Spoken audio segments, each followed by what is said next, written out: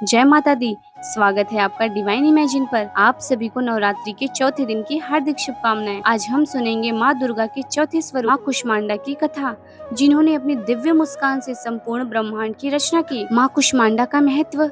नवरात्रि का चौथा दिन माँ कुष्मांडा की उपासना को समर्पित है। कुष्मांडा नाम का अर्थ है कुश यानी छोटा और अंड यानी ब्रह्मांड, अर्थात वह शक्ति जिन्होंने छोटी सी मुस्कान से इस विराट ब्रह्मांड का निर्माण कर दिया। माँ कुष्मांडा को सृष्टि की आदि शक्ति और प्रारंभिक स्वरूप माना गया है। उनकी उपासना से भक्तों को अपार शक्ति, तेज और आरोग्य की प्राप्ति होती है। माँ कुष्मांडा की व्रत कथा। सनातन शास्त्रों में वर्णन आता है कि प्राचीन काल में जब त्रिदेव ब्रह्मा, भगवान विष्णु और महेश ने सृष्टि रचना का संकल्प लिया, तब चारों ओर केवल गहरा अंधकार व्याप्त था। ना कहीं ध्वनि थी, ना गति, सब कुछ शून्य और शांत। त्रिदेव भी इस कार्य में असमर्थ हो गए। तब उन्होंने जगत जननी आदि शक्ति माँ दुर्गा की शरण ली। माँ के चौथे स्वरूप कुष्मांडा देवी ने प्रकट होकर अपनी हल्की सी मुस्कान बिखेरी। माँ की मुस्कान से अचानक चारों ओर प्रकाश फैल गया और उससे संपूर्ण ब्रह्मांड की उत्पत्ति हो गई। इसी कारण माँ को कुष्मांडा कहा जाता है। उनके चेहरे की आभा से ही सूर्य लोक का तेज बना और आज भी वही तेज समस्त जगत को आलोकित करता है। इस प्रकार माँ कुष्मांडा को सृष्टि की प्रथम सर्जक माना जाता है। सूर्य लोक की अधिष्ठात्री।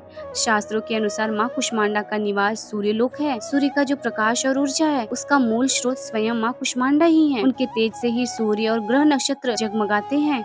वह सूर्य लोक के भीतर और बाहर हर स्थान पर एक साथ विद्यमान रह सकती हैं। माँ का स्वरूप। माँ कुष्मांडा का स्वरूप अत्यंत भव्य और तेजस्वी है। उन्हें अष्टभुजा यानी 8 भुजाओं वाली देवी कहा जाता है। उनके हाथों में कमंडल, धनुष, बाण, कमल, अमृत से भरा कलश, चक्र, गदा और 8वें हाथ में जपमाला होती है। उनका वाहन है सिंह, जो साहस, शक्ति और निर्भयता का प्रतीक है। माँ कुष्मांडा के मंत्र। पूजन के समय भक्त इस मंत्र का जाप अवश्य करें। ओम ऐं क्लीं कुष्मांडाय नमः।